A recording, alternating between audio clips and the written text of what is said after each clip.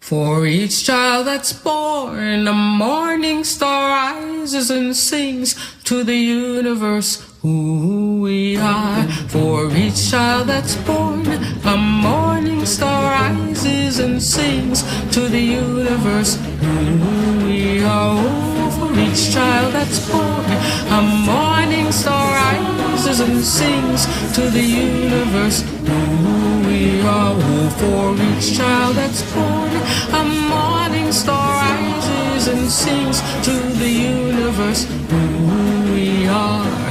We are our grandmother's prayers, and we are our grandfather's dreamings, and we are the breath of our ancestors. We are the Spirit of God. We are mothers of courage, fathers of time, daughters of dust, and the sons of great visions. We're sisters of mercy, brothers of love, lovers of life, and the builders of nations. We're seekers of truth, keepers of faith, makers of peace, and the wisdom of ages. We are our grandmother's prayers.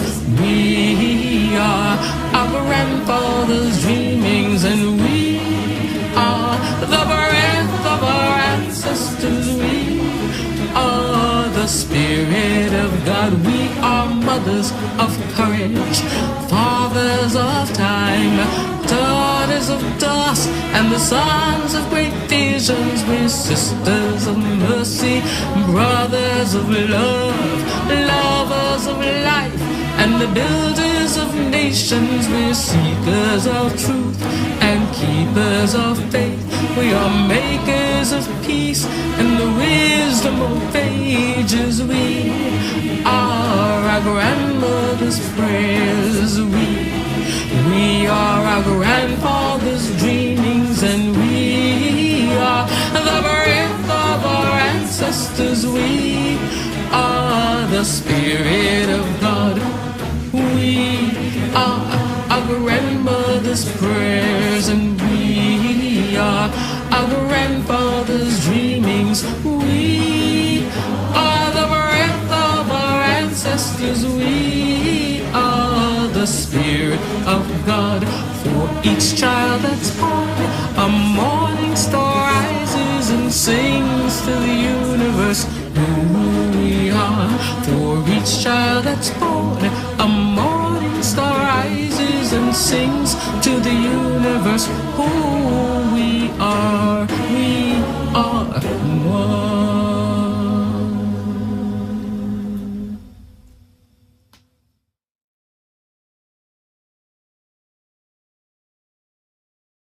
We are our grandmother's prayers, and we are our grandfather's dreamings, and we are the breath of our ancestors. We are the Spirit of God. We are mothers. Good morning. I'm the Reverend Tony Lorenzen. I'm glad you can be with us today for our morning service with the Unitarian Universalist Church in Meriden and the Mattituck Unitarian Universalist Society. We're glad you're here. We begin our service, because we're Unitarian Universalists, with lighting the symbol of our faith, the flaming chalice. Lighting the chalice this morning is the Hunter family. May this be a candle of hope as we hold others in our hearts. The warmth of our love goes out, all are held in the light of love and hope.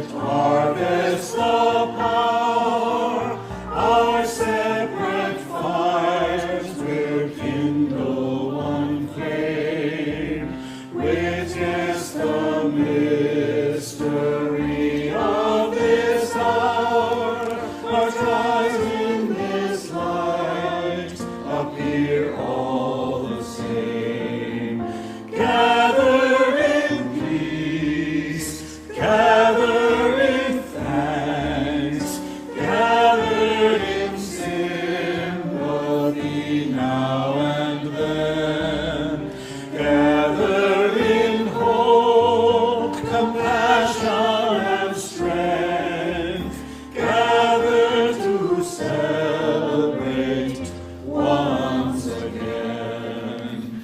Gather the spirit of heart and mind, seeds for the sowing are laid in store, nurtured in love and conscience refined, with body and spirit united once more.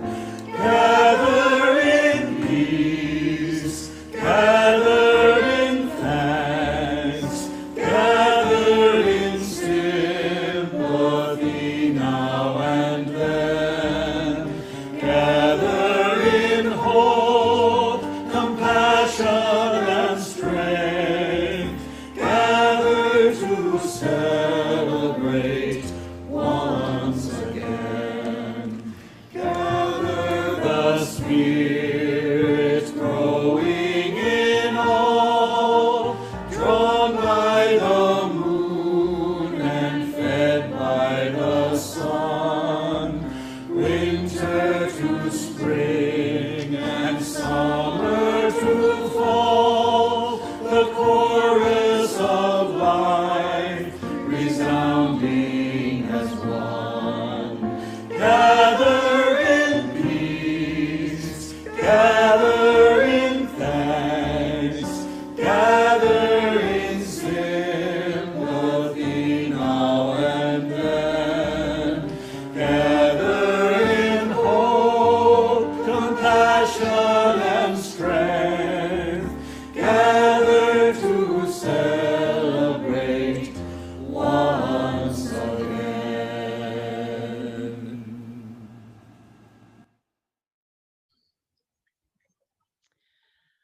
This particular Monday, Mrs. Cruz's fifth grade class was playing out on the playground. It was recess. And one of the more popular girls decided, oh, wouldn't it be great?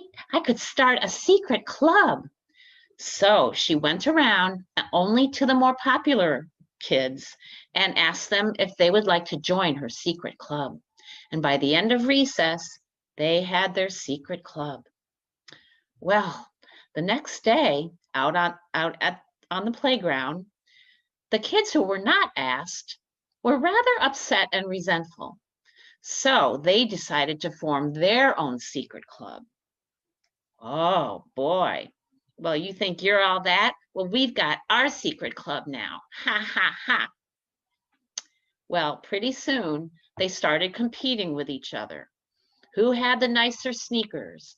Who had the best clothes? Who got the better grades? And by Wednesday, the name calling started. Well, everyone in your group is stupid. Well, your mother. Yeah. And so Thursday, that's when the bullying started. They would isolate someone from the other group and really make their life miserable. It was very hurtful. And by Friday, a fist fight started. Mrs. Cruz was flabbergasted. She had no idea that these secret clubs were going on. She was shocked that her loving community, her students who were treating each other so nicely last week, all of a sudden are fighting this week. She couldn't figure it out. So she marched them into the classroom and had them sit in a circle. And she called the circle our community circle. And she asked them, I don't even believe my eyes. It's like I have a brand new class. You were treating each other so nicely last week. What has happened? And so they told her about the two secret clubs and how each club started competing and then bullying until finally it got to be a fist fight. Well, Mrs. Cruz knew what to do. She went to the blackboard and she drew a big circle on the blackboard, and she called it our ideal classroom. And she asked this question. She said, I wonder how people would act and interact in an ideal classroom. And so she assigned each student a partner, and she made sure that each partner was from the different clubs. And she gave them a piece of paper and said, please write down the words and the behaviors that you think you would see in an ideal classroom. And so they did. The next day, she gathered them, first thing in the morning, she gathered them into the community circle. And she had a big poster board at the front of the classroom. And she had each pair of students stand up and share their list. And she recorded all their ideas. And when they were done, she said, this list is what you think an ideal classroom would look like and sound like. Raise your hands if you agree that you would like our classroom to sound and act like this. And every student raised their hand. So she said, well, let this be our contract. And so she had each student come up and sign their name to make it a contract. And from then on, she brought them in the morning and had them sit in their community circle. And each morning she would give them a different prompt to discuss. And pretty soon they were a loving community, showing each other love and respect. So it takes work. We who believe in freedom cannot rest. We who believe in freedom cannot rest until it comes. We who believe in freedom cannot rest. We who believe in freedom cannot rest until the killing of black men, black mothers' sons, is as important as the killing of white men, white mothers' sons. That which touches me most is that I had a chance to work with people, passing on to others that which was passed on to me. We who believe in freedom cannot rest. We who believe in freedom cannot rest until it comes. To me, young people come first. They have the courage where we failed.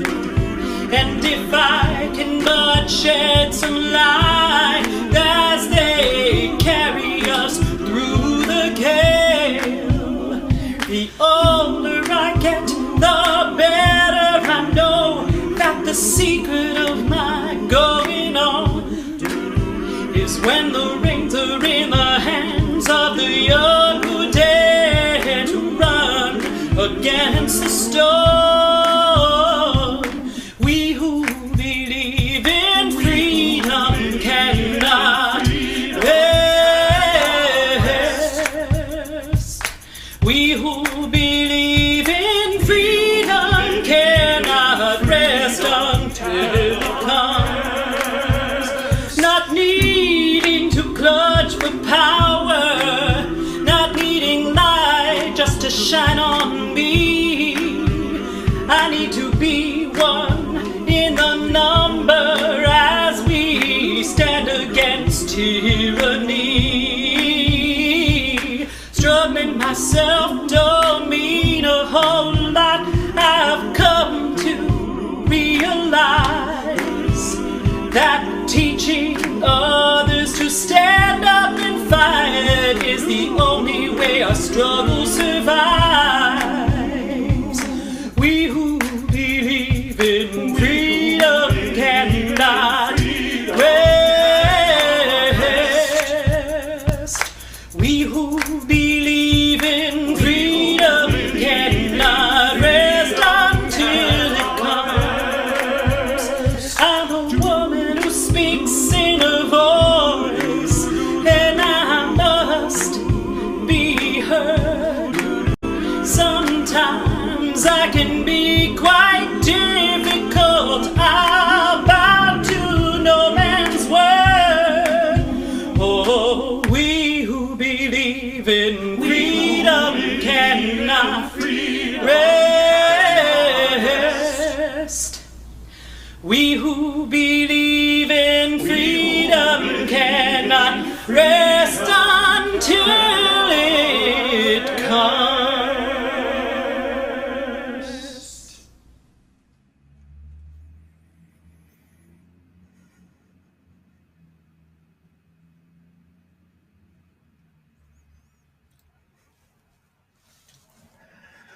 Oh, good morning. Since it feels a little bit like Christmas this morning, that is right where I want to begin. Howard Thurman was a Black American preacher and theologian and wrote a lot of prayer poems, and one of his most famous is a piece that is in our Singing the Living Tradition hymnal section of readings, and it's called The Work of Christmas. When the song of the angels is stilled, when the star in the sky is gone, when the kings and princes are home, when the shepherds are back with their flock, the work of Christmas begins. To find the lost, to heal the broken, to feed the hungry, to release the prisoner, to rebuild the nations, to bring peace among the people, to make music in the heart. Without mentioning presents and a tree or stockings or Christmas cards or cookies and family dinners and eggnog, without watching the Muppet Christmas Carol, Thurman tells us about the meaning of Christmas, the actual work based on the teachings of the person whose birth it celebrates. Thurman did not mean that the parties and gifts and church services and caroling and watching Love Actually on Netflix aren't good or even important. What his poem emphasizes is that alone they are not enough unless you go about the work that having faith in the teachings of Jesus afterwards will bring, which is the work really of any decent and caring and loving person. To find the lost, to comfort the hurting, to side with the oppressed, to be a bringer of peace and a maker of music in the heart. And that's sort of where we are this morning. It feels like Christmas. It's your birthday. It's a going away, coming home anniversary. You just got married party. Doesn't it feel like it? Chest muscles are more relaxed. The tension headache from clenching the chest seems gone. And you probably actually slept well last night. As my favorite theologian Bruce Springsteen says, it ain't no sin to be glad you're alive. Enjoy the revel, but remember the reason. When the yard signs come down, when the bumper stickers are peeled off, when writing the postcards has stopped, when the standouts and phone banking and text banking has ended, when you take your campaign button off your coat and the votes have been counted and a winner declared, it's actually then that the work of democracy begins. It seems like campaigning is democracy. It seems like elections are democracy. It seems like polling and punditry and apologetics and arguing and opinion pieces are democracy. But all of those things are just mere pieces, not the entire reality of what democracy actually is and what it requires. Democracy requires many things that are out of the limelight, not the star of the show, in which we tend to forget about in our day-to-day living apart from election season, but which are essential for democracy to live and breathe and remain healthy and vital. Every election can be treated like a test and performance evaluation of the system. Our constant challenge is to do the hard work in between elections when it's less glamorous and more difficult to fit into our daily life. And we will return to that, but not today. Today is like Christmas Day. Today we rejoice. We rest and rejoice today, but we return to the work of building beloved community tomorrow. We rest and rejoice today, but we resume the pilgrim journey to the world we dream about tomorrow. We rest and rejoice today, but we renew our commitment to side with love tomorrow. There is no doubt our work is not done, not by a long shot. The last 4 years in this election cycle have emphasized and put exclamation points on the things still wrong with our country, our culture, and our system. Things need to be fixed, not because they're broken, but because it's time for things to work differently. It's a flawed system, but it's not broken. It was designed to work the way it does. And I'm sure we can all rattle off a list of things that need fixing. How about we abolish the Electoral College? We abolish the Senate. It's completely dysfunctional and undemocratic. A person representing 600,000 people shouldn't have the equivalent power in the legislature as a person representing 6 million people. Increase the House of Representatives, lower by half the number of people that are represented by each representative in the House. Make voting a legal requirement, as it is in Australia. Punishable by fines, graduated like an income tax, and make Election Day a national paid holiday, a democracy Sabbath.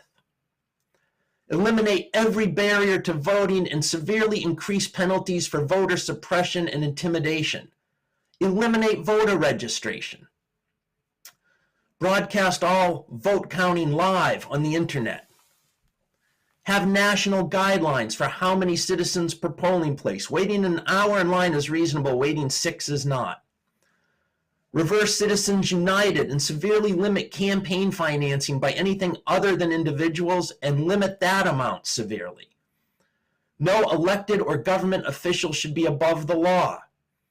Encourage the development of more political parties and use ranked choice voting in all elections. More political parties and ranked choice voting more accurately reflect the variety and spectrum of the political opinion in the country, and reflect the will of the people, and expand the dialogue beyond the center in ways that allow consideration of new ideas in a much less threatening way. They also increase coalition building and make campaigning less negative. We can and we will work towards these reforms, but not today. Today we revel and remind ourselves the reason for the season. We will rest and rejoice today, and we will return to the work of building beloved community tomorrow. We will rest and rejoice today, but we will resume the pilgrim journey to the world we dream about tomorrow. We will rest and rejoice today, and we will renew our commitment to side with love once again tomorrow. The majority of America has repudiated hate, racism, meanness, and ignorance this week. But there are still important conversations and arguments to have and an important consensus to build. We need to lift up and exalt the idea of human rights, that the things the United Nations Declaration of Human Rights says everyone is entitled to, without distinction of any kind, such as race, color, sex, language, religion, political or other opinion, national or social origin, property, birth, or other status. Furthermore, no distinction shall be made on the basis of political, jurisdictional, or international status of the country or territory to which a person belongs, whether it be independent, trust, non-self-governing, or any other limitation of sovereignty. True rights should never be subjected to law and popular vote. Arbitrary human differences such as gender, gender expression, religion, skin color, sexual orientation, cannot be a reason for treating anyone unfairly differently. It should never be up to a court or a vote to decide who can and cannot do something, have something, access something based on any arbitrary human difference. Secure life, liberty, and the pursuit of happiness by making education, healthcare, housing, food, and water free for all people. We will take up this conversation and the struggle to establish a baseline of human rights in our country, but not this morning. This morning, we are going to relax just a little bit and allow ourselves the luxury of truly believing and feeling in our heart the hope of peace on earth and goodwill to all people. This morning, we will enjoy the revel, even though we know we need to remember the reason for the season. We rest and rejoice today, and we will return to building beloved community tomorrow. Today we will rest and rejoice, but we will resume the pilgrim journey to the world we dream about tomorrow.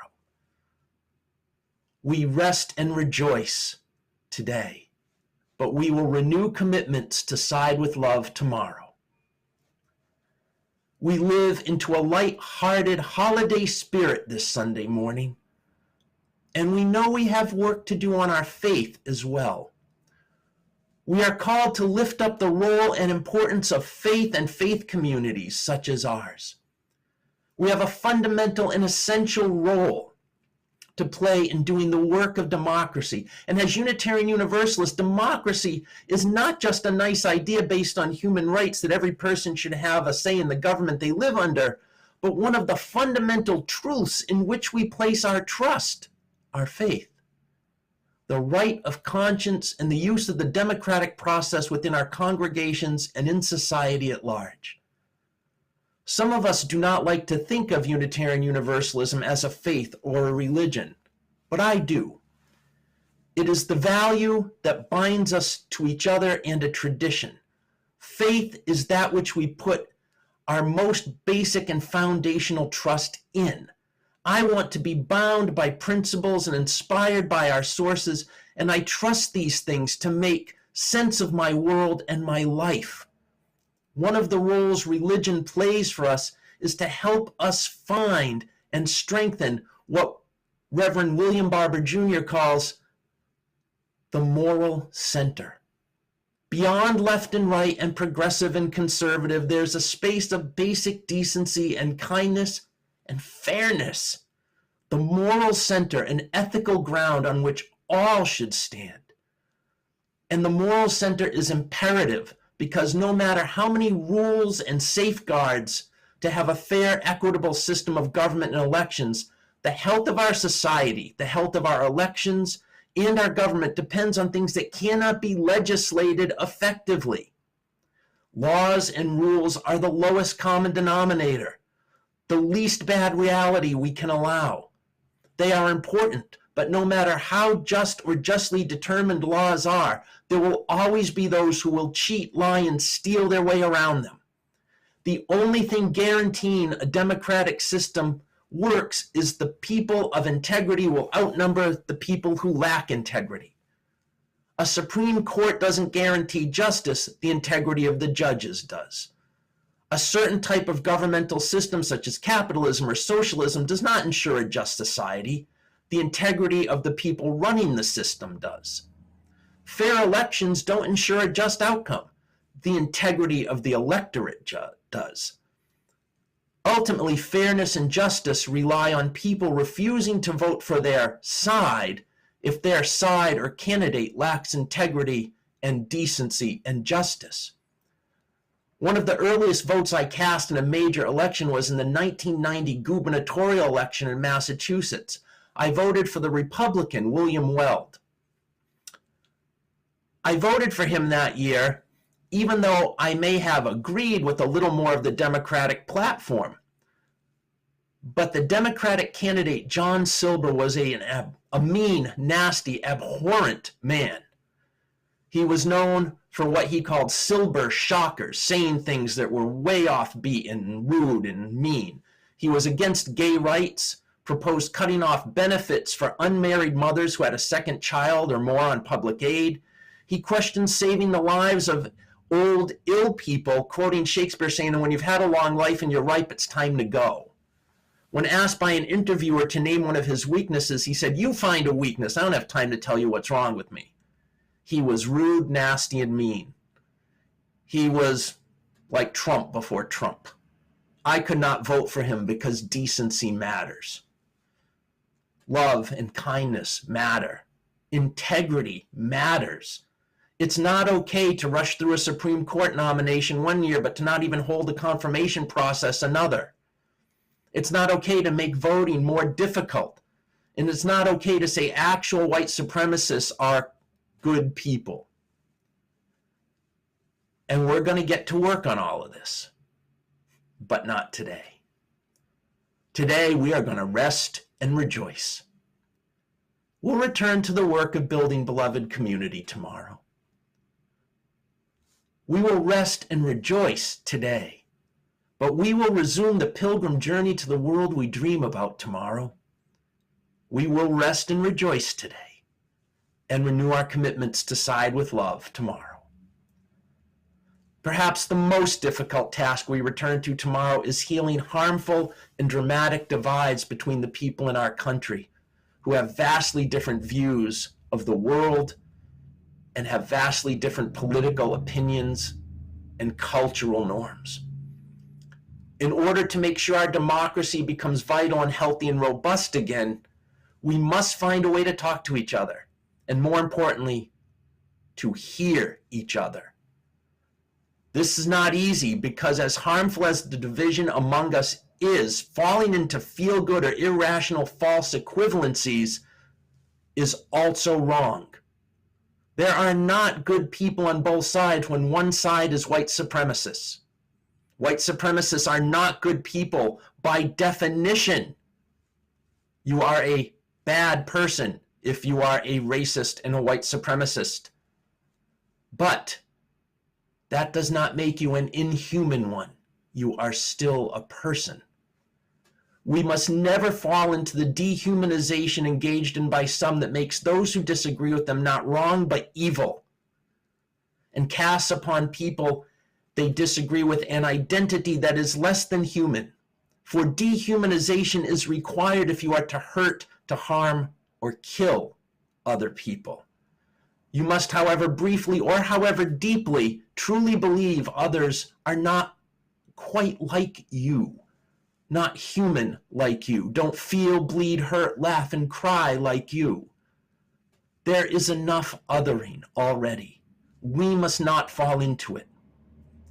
We may love our enemies without liking them. We may find ways to hold them in love even during times we must uphold the demands of love and justice. We will not push aside love and justice for civil convenience and avoiding difficult emotions and conversations. We will learn how to better have those conversations, how to love our enemies so that we don't sacrifice actual peace and fellowship for the absence of conflict and tension. We will be kind, but that may require that we are not always nice. We may even sometimes have to be a little nasty. But we are able to love our neighbor this way. And we are able to love each other. And we are able to not have each other be enemies. And we will get to this difficult work, but not today. Today we enjoy the revel, even as we remember the reasons. Today we rest and rejoice For tomorrow, the work of democracy begins.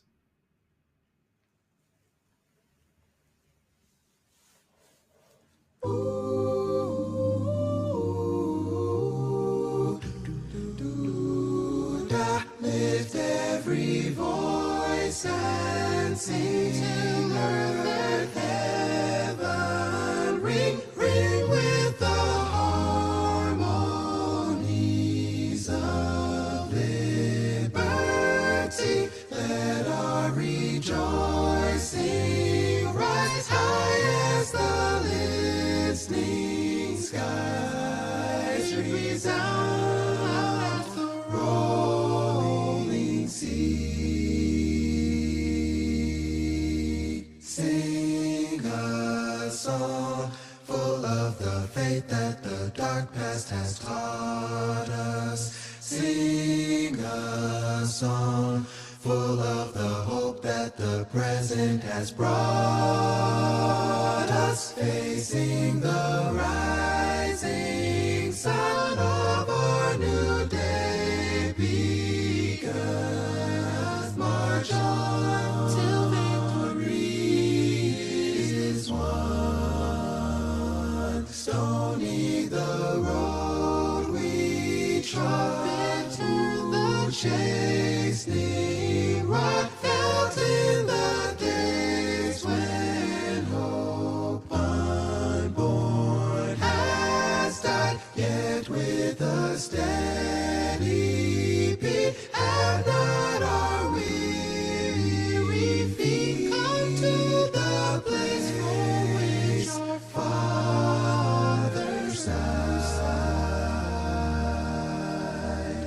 We have come over a way that with tears have been watered. We have come treading our path through the blood of the slaughter, out from the gloomy past till now we stand at last, where the white gleam of our bright star is cast.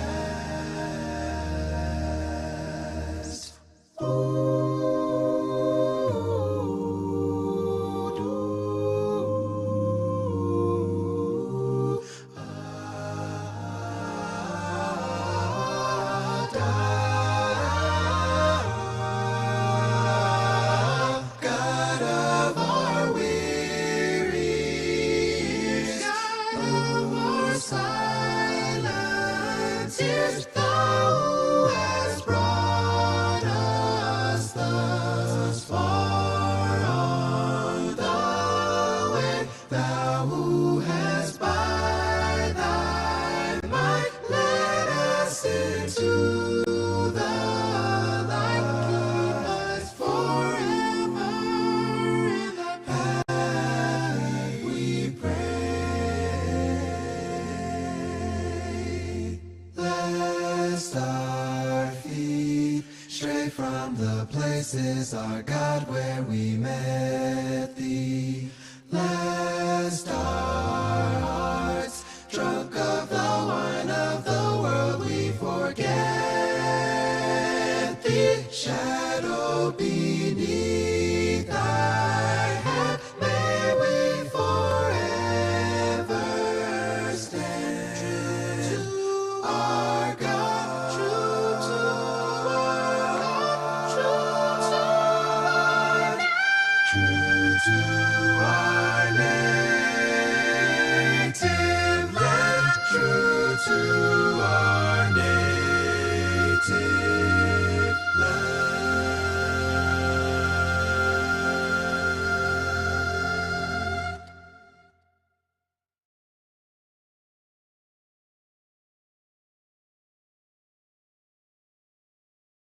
We hold in our hearts this morning Trish Stewart and her mom, as her mom remains in hospice care and in a facility having a COVID outbreak. So we keep them in our thoughts. We hold in our hearts Sharon Scully and her family. Sharon's memorial service was yesterday on the grounds of the UU Church in Meriden. And we give a lot of thanks to Nancy Burton, who was a great friend to Sharon and who helped organize that service. We hold in our hearts a country, both breathing a sigh of relief and yet in places a shout of rage. May we find some way to heal the divides between our people without sacrificing the principles of love and the standards of justice. Spirit of life, you are the creating, sustaining, and transforming power at the heart of all that is. Flow through us. Restore our energy, our vigor. Renew our hope and our vitality, for we are weary with pandemic living and anxiety about the health of our community and the health of our democracy. We are grateful for a lightness of spirit this weekend. We are grateful for the work done by so many and seen by so few. Those who wrote postcards, those who sent text messages, those who made phone calls, those who counted ballots, those who did the work of democracy. Remind us that it is okay to laugh, to cry, to shout in joy, for this is a much needed rest on the road to the world we dream about. May we rest and rejoice today, but return to the work of building beloved community tomorrow. May we rest and rejoice today, but resume the pilgrim journey to the world we want to live in tomorrow. May we rest and rejoice today, but may we renew our commitment to side with love tomorrow. In the name of all that's glorious and good, we offer our hearts and our prayers. Amen.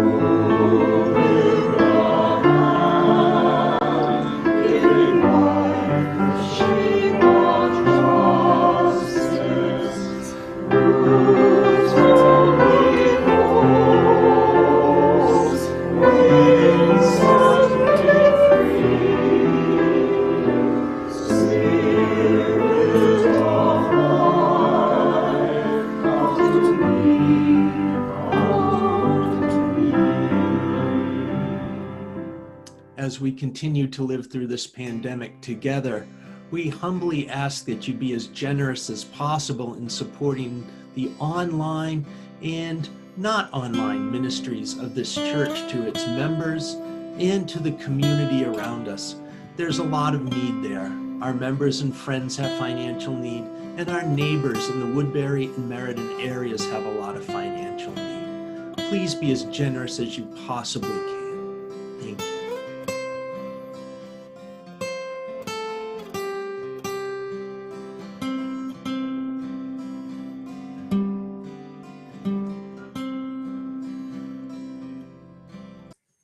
Our service has come to an end, and so we extinguish the chalice flame. But we believe we take that with us in our hearts always. May that light shine forth from us as we go into tomorrow. And may we let it illuminate for us and for our community a better future. Go in peace, holy ones. We'll see you next week.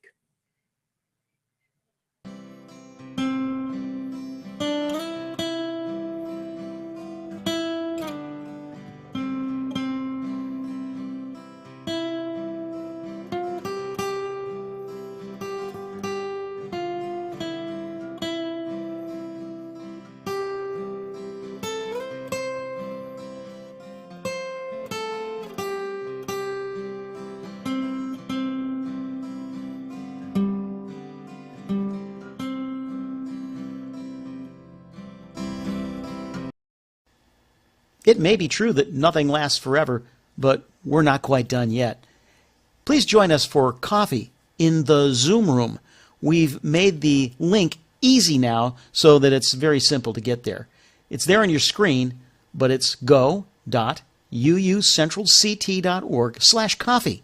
That's go.uucentralct.org/coffee. Pour a cup of your favorite beverage and join us right after the service. Thanks.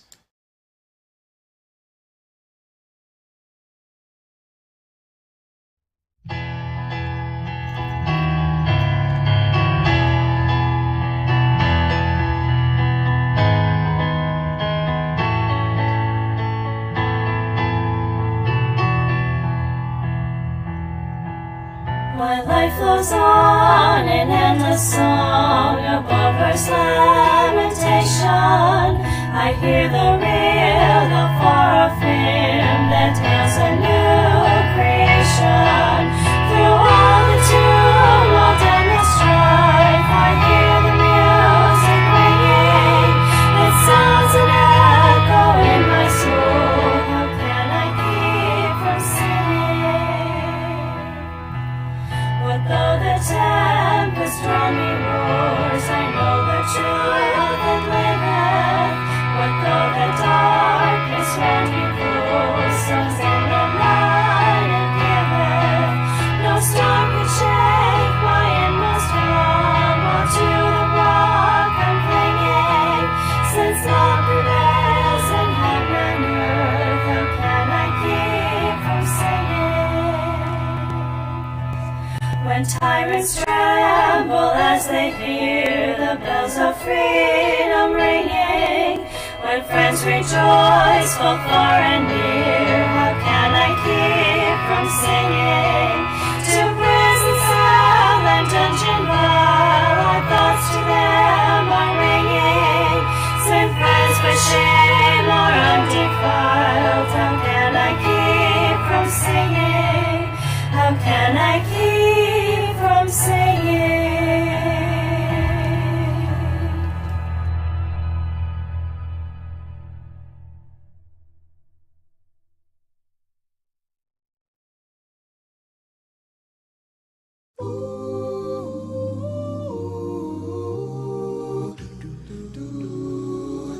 Lift every voice and sing, earth, heaven, ring, ring with the